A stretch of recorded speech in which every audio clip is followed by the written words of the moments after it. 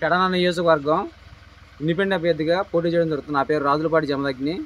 Independent అభ్యర్థిగా పోటీ చేయడం గల కారణం ఏంటంటే, రైతాంగానికి నీరు రావాల్సినటువంటి సందర్భంలో ఆ పంటకాల్లో బాగు చేయకపోవడం, అదే రకంగా వర్షాలు ఎక్కువైనప్పుడు మురుగునీరు బయటికి వెళ్లకుండా ఉండడం వల్ల రైతులు తీవ్రంగా 20 రోజుల పైన నీళ్లు నిల్వ ఉండడం, ఇటువంటి కార్యక్రమాలన్నిటి కాడ గవర్నమెంట్ వారు చేయాల్సి ఉండగా అందులో ప్రజాప్రతినిధులు ఎమ్మెల్యేలు పూనుకోవడం వల్ల ఆ అలసత్వం అనేది రైతుల మీద చూపడం వల్ల బాగా తీవ్రంగా లాసిపోయాం.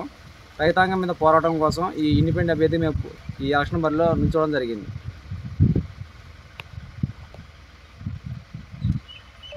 ప్రజలు గెలిపించిన తర్వాత పంటకాలలో, మురికాలలో, డ్రైన్లు, రోడ్లు, చేనేత, ఫిషరీ వీటి మీద కూడా ముఖ్యంగా దృష్టి పెడతాం రైతాంగం మీద.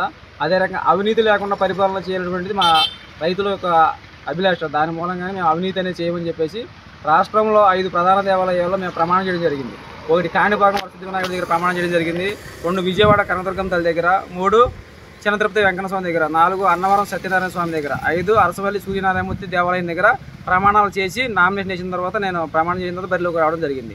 రైతులం కాబట్టి రూపాయి మీద మక్కువ లేదు మాకు. ప్రజలకే త్రాగునీరు, సాగునీరు నియోజకవర్గంలో అందరికీ అందాలి. సముద్ర తీర ప్రాంతం, ఈ తీర ప్రాంతంలో నీటికి ఎద్దడి బాగా ఉంది, దాని మీద పనిచేస్తామండి.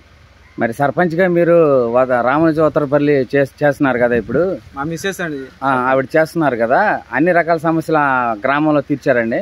గ్రామంలో తాగునీటి ఎద్దడి మాకు బాగా ఉందండి. దాని విషయమే మేము గత 3 సంవత్సరాలుగా పోరాడుతున్నప్పటికీ పైప్ లైన్లని వగేరని ఈ ప్రభుత్వంలో చేయలేకపోవడం వల్లే మేము అనేది రోడ్డు మీదకి వచ్చి బయటికి రకంగా ఇండిపెండెంట్ చేయడం జరుగుతుంది. జలజీవన మిషన్ కింద అనేక రకాల ఫండ్స్ ఇస్తున్నారు కదండి అన్ని గ్రామాలకి. మీ గ్రామానికి రాలేదా? జలజీవన మిషన్ లో వర్క్ ఇంకా మా గ్రామానికి రాలేదండి. మా గ్రామంలో త్రాగునీటి ఎద్దడి బాగా ఉంది, అదే రకంగా సాగునీటి ఎద్దడి కూడా ఉంది మా గ్రామంలో. ఒక గ్రామంలోనే కాకుండా నియోజకవర్గం మొత్తం సముద్ర తీర ప్రాంతం కావడం అన్ని చోట్ల ఉందండి. అన్ని నియోజకవర్గాల కన్నా కూడా మన సముద్ర తీర ప్రాంతం వలన ఎక్కువ ఎద్దడి ఉంది. దాని మీదే పరిష్కారం జరగాలి. మరి మంచినీటి సమస్య పరిస్థితి, మంచినీటి కొని తెచ్చుకుంటారా బయట గ్రామాల నుంచి? బయట గ్రామాల నుంచి కాకుండా ఊరు బయట ఉన్నటువంటి బావుల నుంచి తెచ్చుకోవడం జరుగుతుంది వాటర్, త్రాగునీరు. క్లోరినేషన్ చేస్తా ఉంటారా సంవత్సరం? కనీసం వరకు తీసుకెళ్లాలంటే ఆ రైతు సపోర్ట్ గా నిలవడానికి అందరూ కూడా మాకు సహకరించి ఈ నామినేషన్ వేసిన దగ్గర నుంచి కూడా ఈ ప్రచార భాగంలో కూడా వచ్చి సహకరించవలసిందిగా కోరుతున్నాం.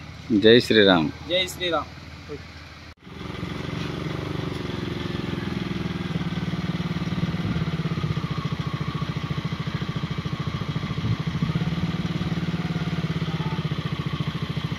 రైతాంగం దృష్టి పెట్టుకుని సామాన్య రైతులు నామినేషన్ వేసిన ఉద్దేశంతో ప్రజలందరూ కూడా సహకరించవలసింది కోరుతున్నాం.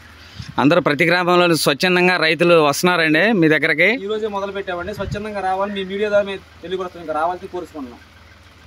స్వచ్ఛందంగా ప్రజలైన రైతు ఆలోచన చేసి మన కోసం పోరాటం చేస్తున్నారు కాబట్టి ఒక సామాన్య రైతు మన పార్టీ మనమే రైతులమే అసెంబ్లీకి వెళ్ళాలి, అసెంబ్లీలో ఉంటే రైతుకి కావాల్సిన సమస్యలు మనమే మాడుకోవచ్చు, మనమే పరిష్కరించుకునే ఉద్దేశంతో రావాలి మీ మీడియా ద్వారా తెలియపరుస్తున్నాం. అదే రకంగా అలాంటి మార్పు ప్రజల్లో వచ్చేస్తుందంటారా త్వరగా? త్వరగానే రైతులు అనేది ఇంకా 15 రోజులు టైం ఉంది మనకి ఎలక్షన్. రైతులు అనేవాళ్ళు చాలా మొండోళ్ళు అండి. తుఫాన్లని, ఉప్పిల్ని అనేక పంటల్లో నష్టపోయినప్పటికీ ప్రతిసారి వ్యవసాయం చేస్తున్నారు తప్ప రాజకీయ నాయకులకు దెబ్బకు పార్టీ మారినట్టుగా వీళ్ళు వ్యవసాయం మానేసి వేరే సారికి వెళ్తారా.